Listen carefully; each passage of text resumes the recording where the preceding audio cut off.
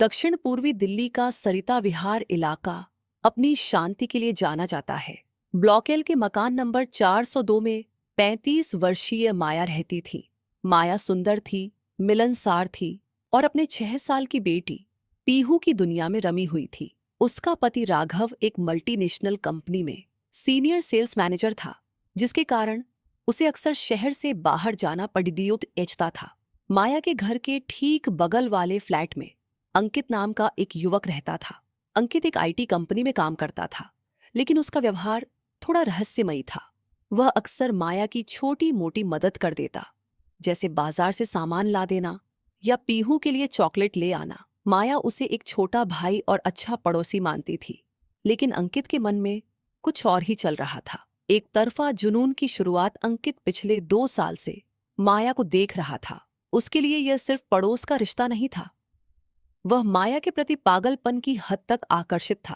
उसने अपने कमरे की एक दीवार पर छिपकर खींची गई माया की तस्वीरों का एक कोलाज बना रखा था। वह घंटों माया के घर की आहट सुनता रहता। जब भी राघव घर पर नहीं होता, अंकित किसी न किसी बहाने माया के घर पहुंच जाता। माया को कभी कभी उसकी नजरों में एक अजीब सी चमक दिखती, जिसे वह नजरअंदाज कर देती। उसे क्या पता था कि जिस इंसान को वह भरोसेमंद पड़ोसी समझ रही है, वह उसके विनाश की पटकथा लिख रहा है। वो मनहूस दोपहर, तारीख थी 14 अक्टूबर। राघव 3 दिन के टूर पर जयपुर गया हुआ था। दोपहर के करीब 1:30 बज रहे थे। सरिता विहार की गलियों में सन्नाटा था। पीहू स्कूल से लौटकर अपने कमरे में खिलौनों से खेल रही थी और माया किचन में खाना बना रही थी। तभी दरवाजे की घंटी बजी। बाहर अंकित खड़ा था, हाथ में लाल गुलाब का एक गुलदस्ता और एक अंगूठी लेकर। माया ने दरवाजा खोला तो अंकित ने बिना कुछ सोचे समझे अपनी मोहब्बत का इजहार कर दिया। उसने कहा, माया, मैं तुम्हारे बिना नहीं जी सकता। राघव तुम्हें समय नहीं देता, तुम मेरे साथ चलो, मैं तुम्हें रानी बनाकर रखूंगा। माया सन्न रह गई। उसे अपनी कानों पर यकीन नहीं हुआ। उसने गुस्से में अंकित को धक्का दिया और चिल्लाकर कहा, तुम्हारी हिम्मत कैसे हुई? तुम मेरे भाई जैसे थे और तुम ये गंदी बातें कर रहे हो। निकल जाओ यहां से, वरना मैं अभी पुलिस और राघव को फोन करती हूं। जुनून का खूनी मोढ़ भाई शब्द ने अंकित के अंदर के शैतान को जगा दिया। उसका प्रेम एक पल में हिंसक प्रतिशोध में बदल गया। उसने माया का फोन छीनकर जमीन पर पटक दिया। माया चिल्लाने लगी तो अंकित ने पास सोफे पर रखा एक रेशमी दुपट्टा उठाया और माया के गले में डाल दिया। माया ने खुद को छुड़ाने के लिए बहुत संघर्ष किया। अंकित के हाथ पर नाखून गड्ढाए, लेकिन अंकित पर खून सवार था। देखते ही देखते माया की सांसें थम गईं और वह जमीन पर गिर पड़ी। तभी एक नन्ही आवाज गूंजी, मम्मा। पीहू अपने कमरे के दरवाजे पर खड़ी थी। उसकी आंखों में दहशत थी। उसने अपनी मां को बेजान पड़े देखा और अंकित के हाथ में वही दुपट्टा। अंकित घबरा गया। उसे लगा कि अगर पीहू बच गई तो वह सब सच बता देगी। वह मासूम बच्ची की तरफ बढ़ा। पीहू पीछे भागी। वह रो रही थी, चिल्ला रही थी, लेकिन उस जल्लाद ने उस 6 साल की कली को भी नहीं बख्शा। उसने पीहू का भी गला घोंट दिया।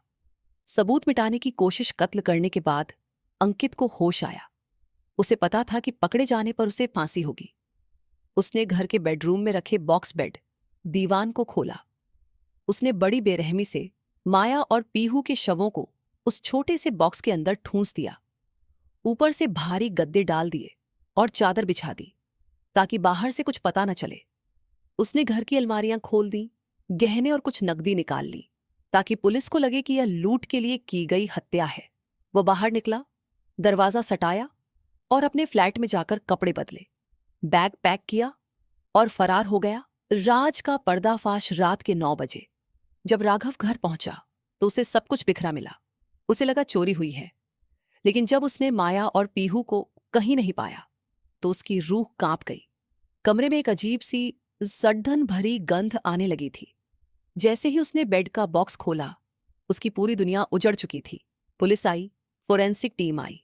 जांच के दौरान पुलिस को माया के नाखूनों में अंकित की त्वचा के अंश, डीएनए, मिले। साथ ही अंकित के घर की तलाशी ली गई तो वह फोटो वॉल मिल गई, जिससे साफ हो गया कि यह मामला सिर्फ लूट का नहीं बल्कि सन की आशिक का है। पुलिस ने अंकित को 48 घंटे के भीतर आनंद विहार बस अड्डे से गिरफ्तार कर लिया। पूछताछ में उसने रोते हुए कहा, मैं उसे खोना नहीं चाहता था, इसलिए मैंने उसे हमेशा के लिए अपने पास मौत की नींद सुला दिया। आज भी सरिता विहार के उस फ्लैट के पास से गुजरने वाले लोग सिहर जाते हैं। वह बेड का बॉक्स आज भी उन दो मासूम जिंदगियों की चीखें समेटे हुए है जिन्हें एक तरफा प्यार के जुनून ने निगल लिया। सारांश, ये कहानी दर्शाती है कि कैसे एक तरफा और अनियंत्रित जुनून इंसान को हैवान बना देता है। माया का अंकित पर किया गया भरोसा ही उसके और उसकी बेटी के अंत का कारण बना। पुलिस ने अंकित को उम्र कैद की सजा दिलवाई, लेकिन राघव के लिए वह घर अब सिर्फ यादों का एक खंडहर बनकर रह गया है।